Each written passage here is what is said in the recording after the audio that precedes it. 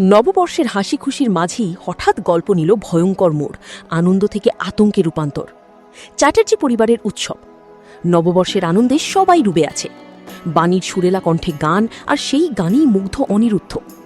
অন্ধকারের আগমন, কিন্তু সুখের মুহূর্ত বেশিক্ষণ স্থায়ী হল না। ছায়ার মতো ফিরে এলো মৌলি, নতুন চক্রান্তের আগুন নিয়ে। তানিয়ার অপহরণ। মৌলি গুন্ডা দিয়ে তানিয়াকে অপহরণ করালো। এই অপহরণের পেছনে লুকিয়ে আছে ভয়ঙ্কর প্ল্যান। বাণীর বিরুদ্ধে আবারও আঘাত হানার ষড়যন্ত্র। আনন্দ থেকে আতঙ্ক।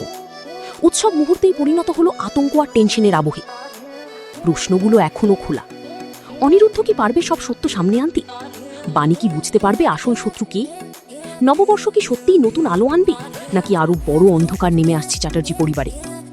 তোমাদের কি মনে হয় পরের পর্বে কি হতে চলেছে? কমেন্টে লিখে জানাও। আজকের এপিসোড এক কথায় আনন্দ, রহস্য আর ভয়ঙ্কর টুইস্টে ভরা। নববর্ষের আলো নাকি অন্ধকার, সেটাই এখন দেখার।